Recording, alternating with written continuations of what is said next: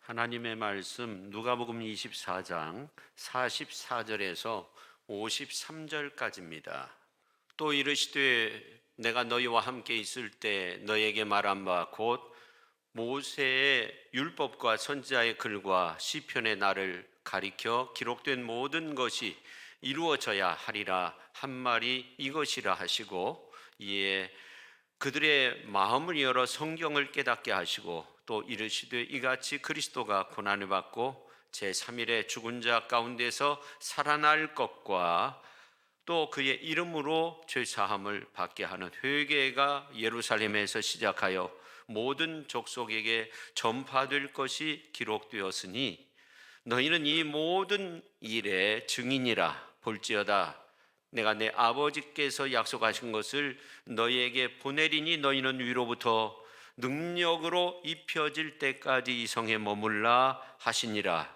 예수께서 그들을 데리고 베다니 앞까지 나가사 손에 들어 그들에게 축복하시더니 축복하실 때 그들을 떠나 하늘로 올려지시니 그들이 그에게 경배하고 큰 기쁨으로 예루살렘에 돌아가 늘 성전에서 하나님을 찬송하니라. 아멘.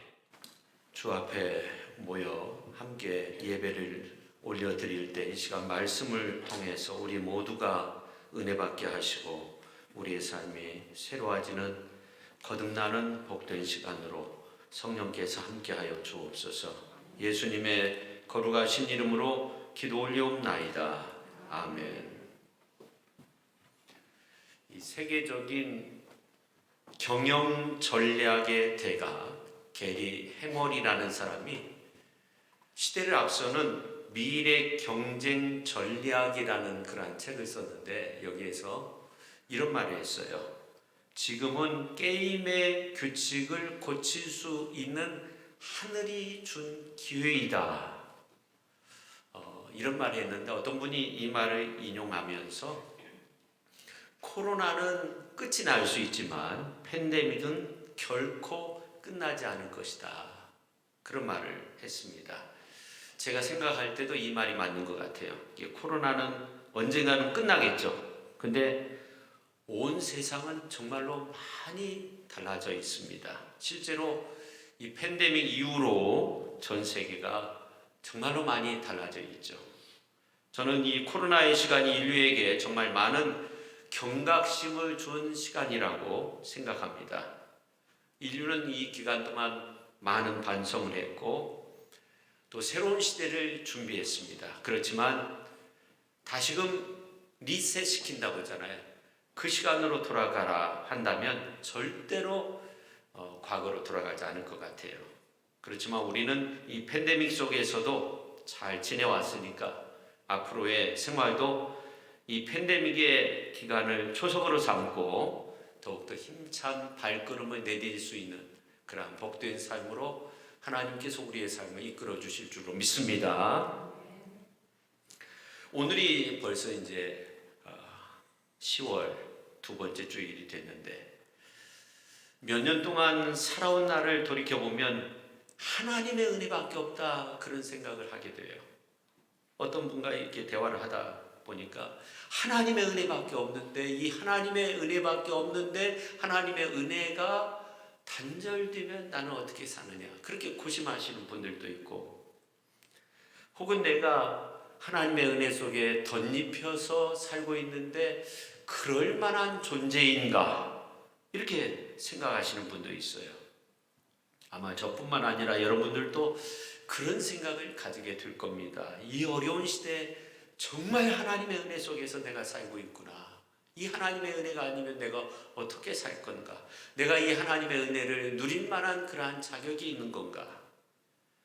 항상 나 자신을 돌이켜보지만 나는 역시 하나님의 은혜를 받을 만한 그러한 조건이 없는 것 같아요. 그런데도 하나님의 은혜 가운데 살게 만드시니 그 은혜가 너무나도 크고 놀랍습니다. 저는 그렇게 은혜 속에서 사는 저와 여러분의 모습이 오늘 이제 누가복음서 24장에 나오는 제자들의 모습과 좀 비슷하지 않나, 그런 생각을 합니다. 왜냐하면 예수님이 사망 권세를 깨뜨리시고 부활하셨어요. 영광 받으실 만한 모습으로 이 땅에 계셨는데 그 부활하신 그 모습 그대로 언제까지 제자들을 따라다니고 언제까지 함께 식사도 나누고 언제까지 엠마오로 내려가는 제자들과 그렇게 동행하면서 또 저녁이 되었을 때 좀 더 가시려고 하실 때 또 예수님을 붙잡아서 또 함께 떡을 이렇게 나누시면서 저들의 영적인 눈이 뜨여지도록 만드시느냐, 언제까지 그렇게 해야 되느냐 하는 겁니다. 또한 오늘 41절 42절에 있는 말씀을 보면 여기에 무슨 먹을 것이 있느냐 하면서 제자들 앞에서 구운 생선을 잡수셨어요. 언제까지 그렇게 해야 되느냐 하는 거죠. 예수님은 사망 권세 다 깨부시고 부활하신 신령한 몸이신데 우리에게 너무나도 벅찬 은혜가 아닌가 하는 겁니다. 여러분 금식할 때 한 4일 정도 지나면요 밥 먹고 싶은 마음이 없고요 그냥 찬양이 좋고 기도가 좋고 예배 드리는 것이 좋고 그래요.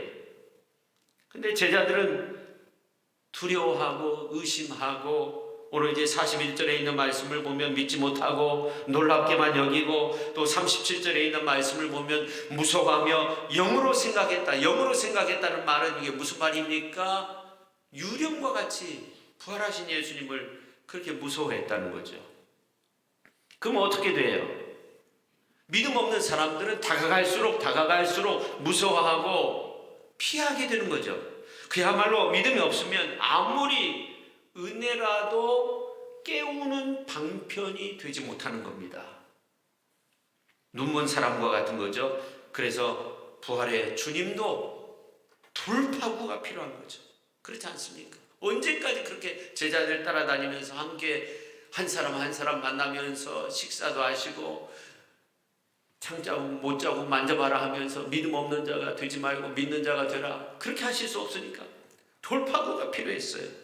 그게 뭐냐면 보혜사 성령입니다. 그래서 오늘 이제 49절에 보면 이런 말씀을 하십니다. 우리가 49절 말씀 같이 한번 읽겠습니다. 볼지어다 내가 내 아버지께서 약속하신 것을 너희에게 보내리니 너희는 위로부터 능력으로 입혀질 때까지 이 성에 머물라 하시니라. 아멘. 자, 누가복음서에 나오는 예수님의 맨 마지막 말씀이에요. 맨 마지막 구절은 아니지만 맨 마지막 하신 말씀, 이 말씀은 사도행전을 이어지고 대전환을 이루는 그러한 놀라운 말씀이에요. 사도행전 1장에 보면 이 약속의 말씀을 믿고 제자들이 예루살렘에 머물러 오로지 기도에 힘쓸 때 아버지 하나님이 약속하신 보혜사 성령이 마가다락방에 임하게 됩니다. 그 2장에 보면 마가다락방에 불같이 임하는 그 불 성령 세례를 받고 제자들이 놀랍게 변화돼서 하나님의 나라가 크게 확장되기 시작하죠. 사실 마태복음서 28장에 보니까 예수님의 제자들은 갈릴리 예수님께서 지시하신 그 산에 가서 배웠고 경배할 때 그 마음속에 의심하는 사람들도 있었어요. 부활의 예수님을 만나고 그 앞에서 경배하지만 의심하는 사람이 여럿 있었습니다. 누가는 이 갈릴리에서의 일을 전혀 기록하지 않습니다. 누가는 이 성에 머물라, 예루살렘에 머물라 이것을 강조하고 있습니다. 다시 말해 사역이 먼저가 아니라는 거예요. 능력받아야 된다는 거예요. 능력이 먼저이죠.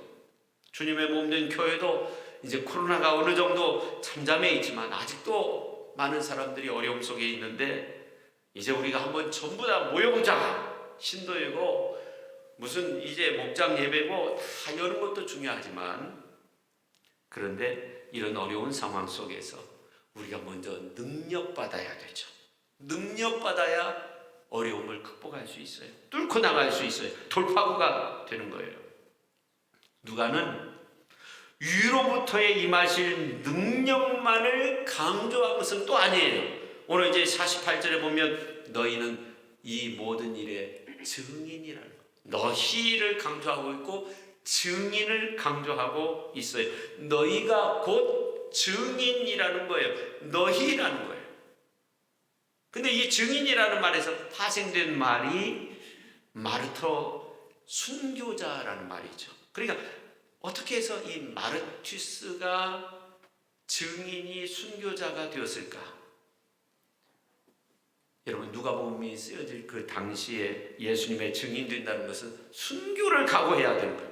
목숨 걸고 복음을 전해야 돼요. 근데 이제 48절에 이 증인은 순교를 뜻하는 의미로 쓰여지기도 하는데, 순교는 아무나 할 수 있는 것은 아니죠. 여러분, 우리가 순교하지 않고 예수님 믿고 구원받게 된 거, 천국에 갈 길이 예비된 거, 여러분 감사할 수 있어야 됩니다. 큰 핍박, 고통, 어려움, 박해, 정말 이런 것이 없이 우리가 하나님의 은혜 속에서 부모 손잡고 교회 나왔다가 이렇게 구원받고, 또 친구의 어떤 전도를 통해서 구원받고 하나님의 은혜 속에서 우리가 살게 된 거, 여러분 감사해야 돼요. 근데 큰 핍박, 고난, 어려움, 박해, 그 고통을 이길 수 있는 길은 바로 보혜사 성령을 받아야 된다는 거예요. 오늘 우리들도 다 보혜사 성령의 인치심을 받은 자로서 고난도 핍박도 이겨낼 것입니다. 보혜사 성령 세례받은 제자들은 승리했습니다. 오늘 우리들 모두도 정말 성령 하나님 은혜 속에서 승리의 영광을 누려야 될 줄로 믿습니다. 저는 우리가 그저 쉽게 하루를 살고 쉽게 예배하고 쉽게 기도 생활하고 그냥 예배에 쳐서도 그냥 쉽게 이런 것보다는 고난과 역경이 와도 하나님 앞에 예배하고 온전히 하나님을 높여드리고 정말 십자가의 길을 걷는 그 위대한 믿음의 삶의 모습을 보이는 것도 정말 아름다운 모습이다. 정말 귀한 성도의 모습이라고 그렇게 생각합니다. 코로나 바이러스가 수많은 교회 문 닫게 하고 많은 성도가 하나님을 떠나게 되는 그러한 세상을 만들었어요. 어쩌다가 이렇게 되었을까? 교회의 어떤 개념이 이제 그 깨져가지고 마치 가스와 같이 수많은 목회자 성도가 사라지는 그런 시대가 되어서 신학교를 지원하는 사람들도 많이 줄었고 교역자도 구하기가 참 어려운 때가 되었고, 이럴수록 우리는 이 살리는 일을 잘 감당해야 되는데, 그러기 위해서는 우리에게 필요한 것이 뭔가 이 누가적인 각오가 필요하다고 생각해요. 무슨 말이냐? 오늘 48절에 있는 말씀을 보면 너희는 이 모든 일의 증인이라, 이 말을 누가도 들은 거죠. 그 누가는 어떻게 생각하면 이 너희가 바로 나다 생각을 한 거예요. 너희가 증인이라, 이 모든 일의 증인이라. 그래서 누가는 어떻게 했어요? 목숨 걸고 주의 복음을 전했고 누가 복음서를 기록한 겁니다. 근데 48절에 증인이라고 했는데 정말로 이러한 때 우리가 이 순교적인 각오가 필요한 때가 아닌가, 다시 한번 우리가 다짐해야 되지 않는가. 오늘 이제 49절에 나온 것처럼 위로부터 하늘로부터 능력이 우리에게 입혀져야 되는 겁니다. 하나님 주시는 능력이 우리에게 필요한 겁니다.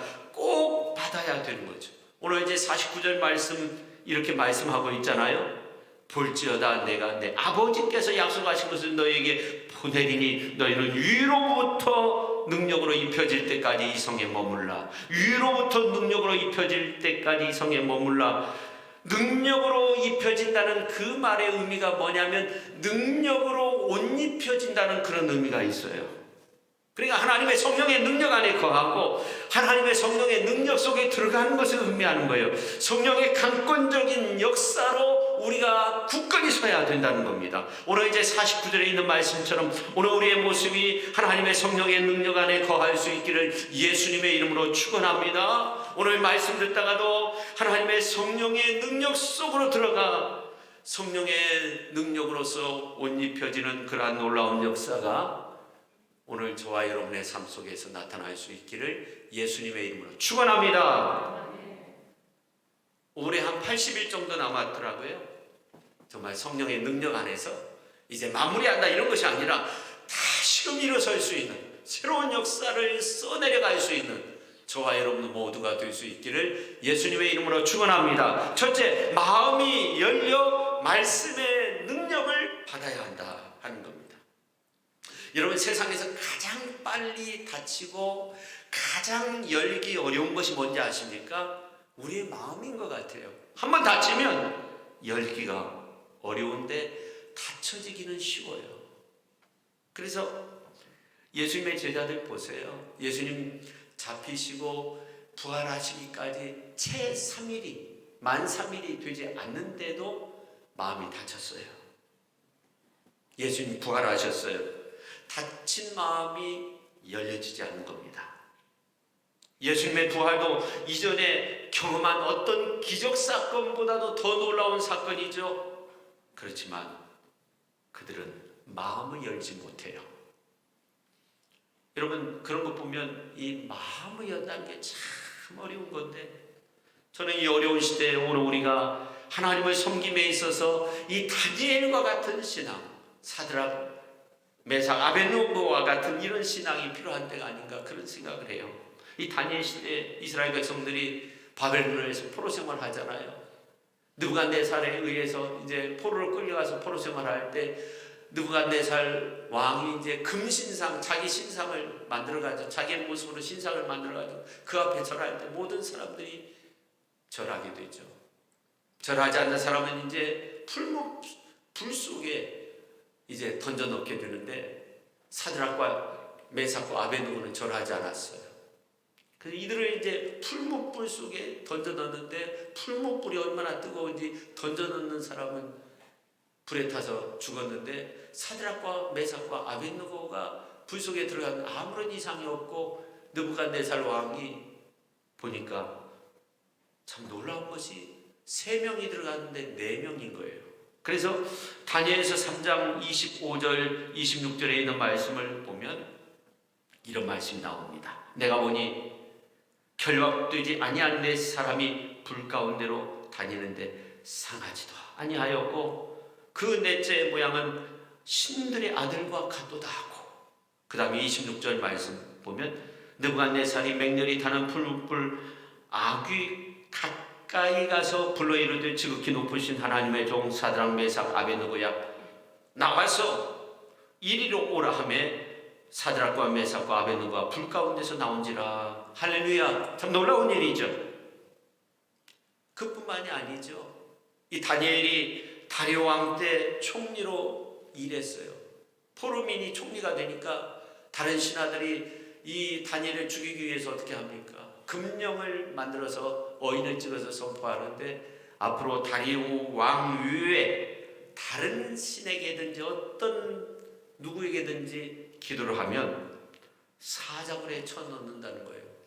왕이 어인을 찍었어요. 다니엘은 변함없이 2층에 올라가서 문을 열어놓고 예루살렘 쪽을 바라보면서 하나님 앞에 기도합니다. 잡혔어요. 사자굴에 던져졌어요. 왕은 애석해했죠. 그러나 어인이 지킨 법령은 어쩔 수가 없었어요. 근데 다니엘이 던져졌는데 사자굴 속에서 사자와 함께 아주 편안하게 지냈는데, 하나님께서 사자의 입을 막으신 거죠. 나중에는 어떻게 됩니까? 다니엘을 죽이려고 한 사람들이 사자굴에 던져져요. 주님을 위하여 오는 고난을 내가 피하였다가 이 다음 내가 무슨 낯으로 주님을 대하오니, 주님을 위하여 이제 당하는 수욕을 내가 피하였다가 이 다음 주님이 너는 내 이름으로 평안과 즐거움과 영광을 다 받아 누리고 고난의 자는 어찌하고 왔느냐 물으시면 내 무슨 말로 대답하랴. 주님을 위하여 오는 십자가를 내가 이제 피하였다가 이 다음 주님이 너는 내가 준 유일한 유산인 고난의 십자가를 어찌하고 왔느냐 물으시면 내 무슨 말로 대답하랴. 신앙이 투철했던 이 주기철 목사님, 온갖 고문으로 몸은 다 찢어졌지만 얼굴은 정말 천국의 소망으로 환한 모습으로 평양 형무소에서 순교를 당하셨던 그 목사님의 마지막 설교, 일사각오의 신앙이 어떤 것인가 우리에게 잘 보여주고 있는 그런 내용이죠. 저는 우리의 마음을 어지럽게 만드는 우상 숭배, 물질 문명의 홍수 속에서 주 예수님보다 귀한 것이 없네, 그렇게 고백할 수 있는 그런 어떤 신앙의 고백이 우리에게 필요한 때가 아닌가, 그런 생각을 해요. 일사각오의 정신. 주기철 목사님과 같은, 이 주기철 목사님이 이런 고백을 했다고 해요. 칼날이 내 앞에 놓였어도, 칼날이 내 앞에 놓였어도 나는 나아가리. 그렇게 고백을 했다고 해요. 하나님을 섬김에 있어서 하나님께 예배하고 하나님께 경배하는 그 일을 위해서 내 앞에 어떤 칼날이 놓였어도 나아가리. 여러분, 우리가 그런 마음을 가지고 살아야겠다, 그런 각오가 필요한 그런 때가 아닌가 생각됩니다. 오늘 이제 45절에 보면 이런 말씀이 있어요. 이에 그들의 마음을 열어 성경을 깨닫게 하시고, 깨닫게 하셨다는 거예요. 깨닫게 하셨다는 건 수동태 아닙니까? 부활의 주님이 깨닫게 하셨다는 겁니다. 마음을 연다는 것은 사실은 우리 인간의 힘으로 되는 것이 아니라 수동태예요. 하나님께서 우리의 마음을 열으셔야 돼. 그럼 우리 인간 편에서 할 일이 없는가? 이건 아니에요. 능동적이어야 돼요. 여러분, 시편 86편 말씀은 이 다윗의 시인데 이런 말씀이 나와 있어요. 3절에 주여 내게 은혜를 베푸소서, 내가 종일 주께 부르짖나이다. 내게 은혜를 베푸소서. 근데 다윗은 어떻게 했어요? 하나님의 은혜를 주시고 하나님께서 문제 해결함을 주시고 하나님께서 능력으로 함께 해주시는데 다윗은 어떻게 했어요? 하루 종일 기도했다는 거죠. 하나님 제발 저를 불쌍히 여겨주세요. 하나님 저를 살려주세요. 하나님 제발 저를 좀 도와주세요. 그렇게 하루 종일 구했다는 겁니다. 하나님이 분명 주시지만 다윗은 하루 종일 구했어요. 여러분, 믿음도 하나님의 선물입니다. 믿음도 하나님의 선물이지만 우리가 구할 수 있어야 돼요. 왜 그렇습니까? 히브리서 11장 6절에 있는 말씀을 보니까 믿음이 없이는 하나님을 기쁘시게 하지 못하나니, 하나님께 나아가는 자는 반드시 그가 계신 것과 그가 자기를 찾는 자들에게 상 주시는 이심을 믿어야 된다는 거예요. 하나님 계신 것과 하나님 찾는 자에게 하나님은 상을 주신다는 거, 하나님을 찾아야 된다는 거예요. 그렇습니다. 우리는 더 큰 믿음, 더 큰 은혜를 달라고 기도해야 됩니다. 여러분, 예수님은 마음을 여는 방편을요, 오늘 이제 44절에서 이렇게 말씀하고 있어요. 너에게 말한 바 모세 율법과 선지자의 글과 시편에 나를 가르쳐 기록된 모든 것이 이루어져야 하리라 한 말이 이것이다. 여러분, 예수님 당시에 정경이 66권이 다 채택된 것이 아니에요. 그러니까 그 당시에 성경은 모세 율법, 선지자들의 글, 시편의 말씀이 전부였는데, 이러한 말씀이 예수님에 대한 예언의 말씀이고 그 예언의 말씀이 예수 그리스도를 통해서, 자신을 통해서 이루어져야 한다는 이 말씀을 하셨다는 겁니다. 우리도 은혜 받으려면 하나님의 말씀을 들을 때 마음을 활짝 열어야 돼. 하나님의 말씀을 묵상할 때, 하나님의 말씀을 읽을 때 마음의 문을 활짝 열어야 돼. 능력 충만하기 위해서도, 성령 충만하기 위해서도, 성령의 인치심, 성령 세례, 성령의 충만하심 가운데 우리의 삶이 변화되기 위해서도 이 능동적인 마음을 여는 자세가 필요해요. 마음을 여는 게 참 어려운데 마음을 열 수 있어야 돼요. 야곱 보세요. 오픈, 하나님을 향해서 마음을 열 때, 이 야곱은 홀로를 2번 경험했는데 그 마음이 열려지는 모습을 보면, 우리가 창세기 28장에 나오는 이 야곱의 모습을 보십시오. 야곱이 고향을 떠나죠. 광야 한 복판에서 물주머니 하나 차고 양식 조금 짊어지고 나왔는데 하란을 향해서 가야 되는데 어디가 하란인지 알 수가 없는 거예요. 루스라는 지역에 나중에 베델로 바뀌는데 돌로 베개 삼고 이제 잠을 청하는데 하나님의 사닥다리가 꿈에 나타나는데 하나님의 사닥다리 위에 하나님의 천사가 오르락내리락 하는 모습을 보게 됩니다. 야곱이 보려고 해서 본 것이 아니에요. 야곱이 하늘문을 열기 위해서 막 하나님 앞에 부르짖어 기도했던 것이 아니에요. 하나님께서 열어주신 거예요.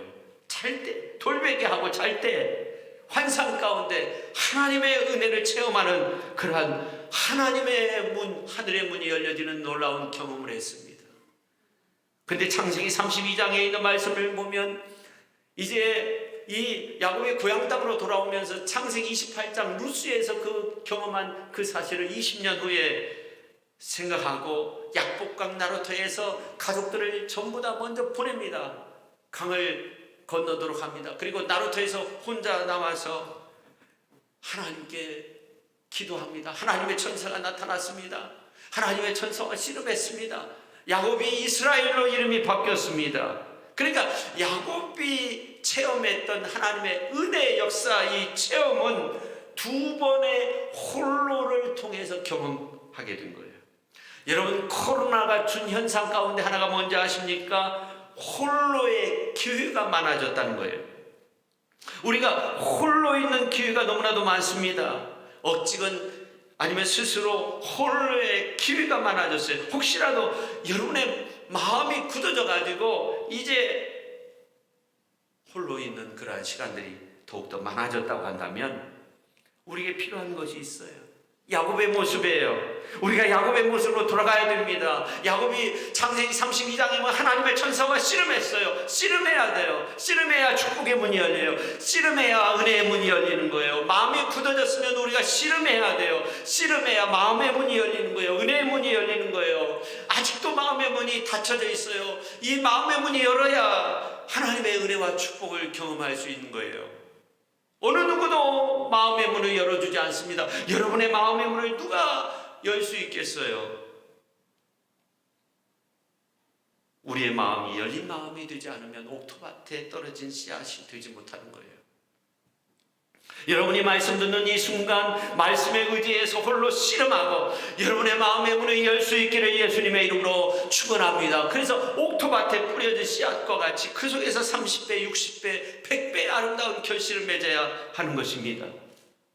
여러분, 열린 사명에서 열린 은혜가 주어지고 열린 은혜 가운데 열린 축복이 주어지고 야곱처럼 모두 다 열어져서 전능하신 하나님, 그야말로 분이엘을 경험할 수 있는 그러한 축복의 성도님들이 다 되실 수 있기를 예수님의 이름으로 축원합니다.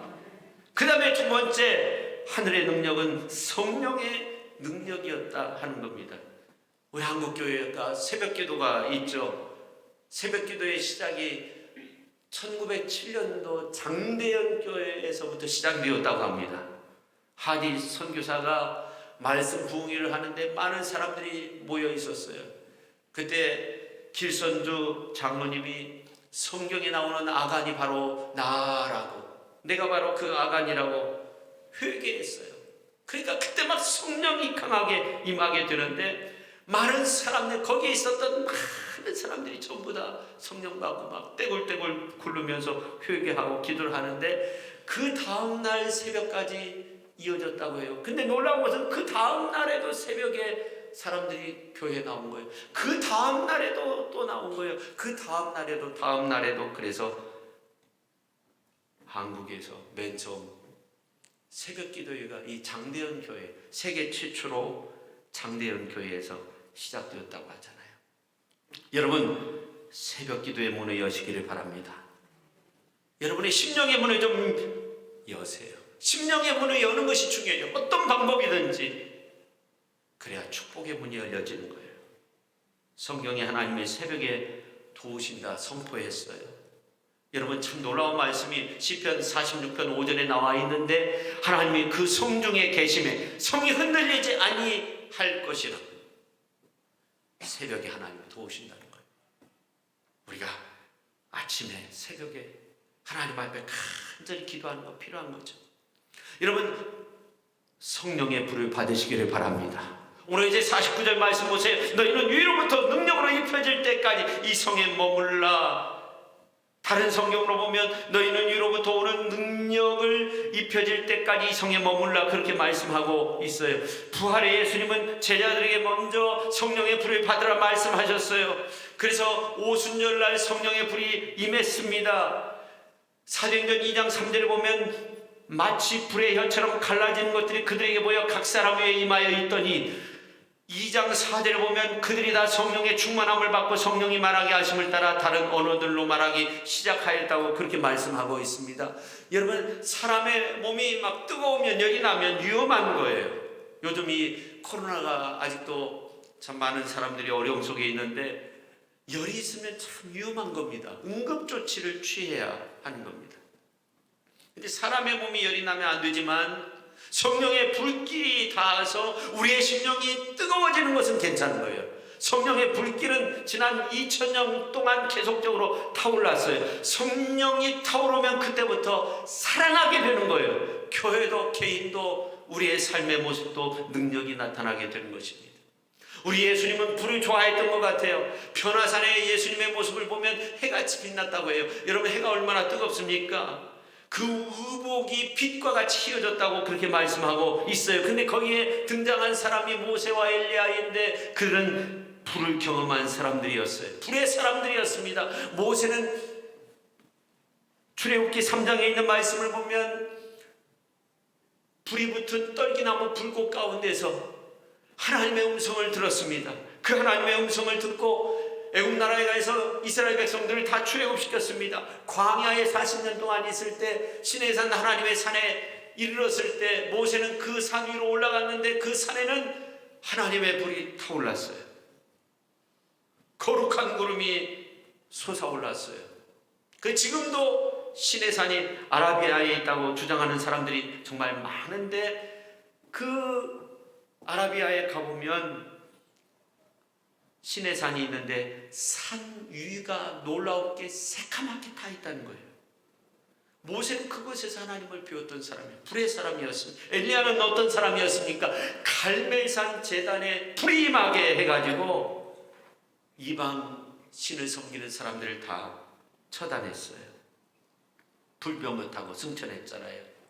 여러분, 지금이 어느 때입니까? 우리가 성령의 불을 받아야 돼요. 우리에게 닥친 모든 문제를 극복하고 우리가 하나님의 영광을 위해서 아름답게 살기 위해서 풍성한 열매를 맺기 위해서 우리에게 필요한 것은 성령의 은혜인 줄로 믿으시기를 바랍니다. 우리의 마음이 자꾸 굳어져 갈 때 우리에게 필요한 것은 성령의 불을 받아야 된다는, 굳어진 마음이 부드러워지기 위해서는 성령의 은혜가 필요합니다. 여러분, 에스겔서 36장 26절에 있는 말씀을 보니까 이런 말씀이 있어요.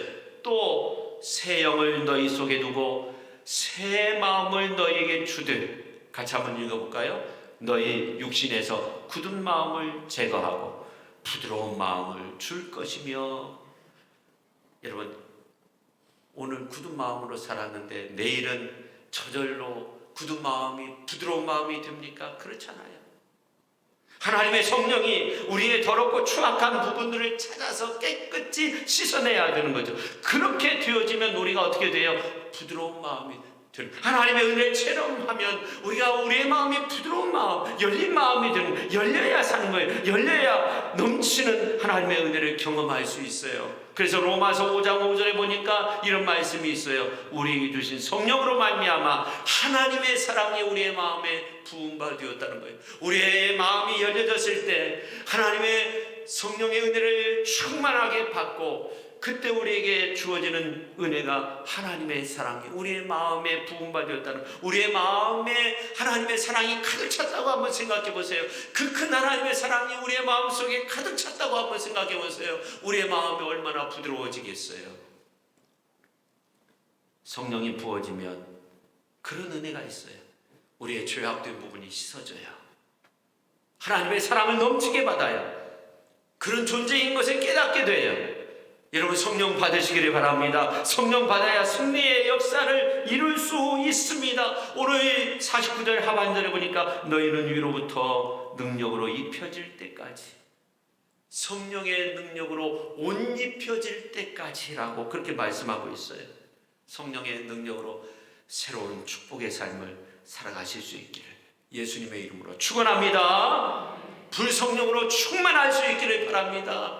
여러분의 마음이 열려지기를 바랍니다. 부드러운 마음이 되어지기를 바랍니다. 그래서 풍성한 열매를 맺는 축복의 성도님들이 다 되실 수 있기를 예수님의 이름으로 축원합니다. 말씀을 맺고자 하는데 세계적인 그 사전이 콜린스 사전이라는 게 있는데 재작년의 단어를 락다운으로 정했다고 해요. 폐쇄했다 하는 거. 재작년에 가장 많이 사용된 단어가 폐쇄라는 단어예요.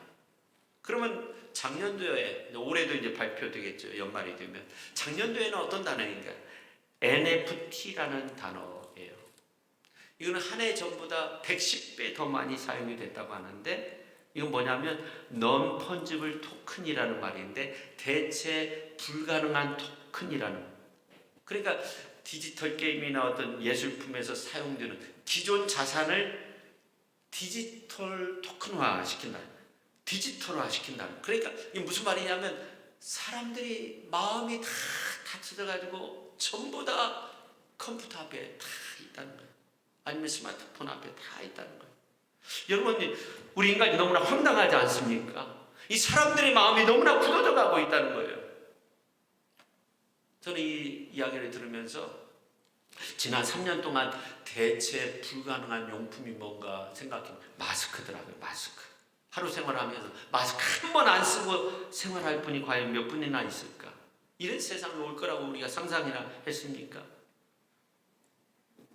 부활의 예수님을 경험한 제자들도 어떻게 보면 황당했을 거예요. 예수님이 십자가에 달려 죽으셨는데 살아나셨어요. 어떻게 살아나실 수 있지? 그 성경을 통해서 가르치고 책망도 하고 의심이 막 몰려오지만 또 예수님이 찾아가셔서 왜 의심하느냐? 믿음 없는 자가 되어서는 안 된다. 그렇게 말씀하셔도 이게 마음이 열려지지 않는 거예요. 근데 성령의 불을 받으니까 전부 다 살아났어요. 전부 새 사람이 됐어요. 의심이 사라졌어요. 확신이 찼어요. 막 타오르는 불꽃같이 그 확신의 믿음이 막 속에서 타오르는 거예요. 십자가의 사건이 역사적인 사건이고 예수의 부활, 예수의 무덤 권세 다 이기신 이 부활의 능력의 역사가 막 역사적 사실로서 마음속에 막 타오르는데, 말씀을 전할 때 하루에 3,000명, 5,000명이 회개하고 돌아가는 거예요. 정말로 구원의 은혜 속에서 살아나는 그런 놀라운 역사가 일어나게 됐습니다. 더 이상 죽은 자가 아니었습니다. 산자가 되었습니다. 이들은 말씀이 살아났습니다. 권세가 살아났습니다. 사명이 살아났습니다. 심령이 살아났습니다. 뜨거워 땅 끝까지 복음을 전하는 위대한 믿음의 사람들이 되었습니다. 그 역사를 일으킨 내용들이 사도행전에 기록이 되어져 있는 겁니다. 그 역사의 대전환점을 이루는 말씀이 오늘 49절의 말씀입니다. 위로부터 능력으로 입혀질 때까지 이 성에 머물라는 거예요. 여러분, 주님의 몸된 시천교회에서 성령을 뜨겁게 경험할 수 있기를 예수님의 이름으로 축원합니다. 성령 충만함을 받으시기를 예수님의 이름으로 축원합니다. 성령을 충만히 받아서 여러분의 마음이 정말 옥토밭이 되어지고 새로운 능력, 새 영 충만한 가운데 정말 새 시대를 이끌 수 있는 위대한 하나님의 사람들이 다 될 수 있기를 예수님의 이름으로 축원합니다. 성령의 불을 받아서 이제 새로운 시작을 이루시기를 예수님의 이름으로 축원합니다. 성령의 불로 매일매일 충만하여져서 세상을 변화시킬 수 있는 저와 여러분 모두가 될 수 있기를 예수님의 이름으로 축원합니다. 기도하겠습니다. 하나님 아버지, 오늘 우리가 성령의 충만함을 받아서 하나님, 굳어버린, 닫혀버린 우리의 마음 정말 열기가 얼마나 어렵습니까? 하나님, 이제 마음을 활짝 열고 주 예수님 오시옵소서, 마라나타 예수님 오시옵소서, 은혜 충만, 성령 충만, 그날의 영광과 그날의 기쁨을 바라보며 그렇게 아름답게 믿음의 길을 걷는 위대한 믿음의 사람들, 승리의 사람들, 부활의 사람들이 다 되게 하여 주시옵소서. 부활의 소망을 가지고 힘차게 오늘도 귀한 발걸음을 내디딜 수 있는 우리 모든 시천의 성도님들, 귀한 성도님들 다 되게 하여 주옵소서. 예수님의 이름으로 기도 올리옵나이다. 아멘.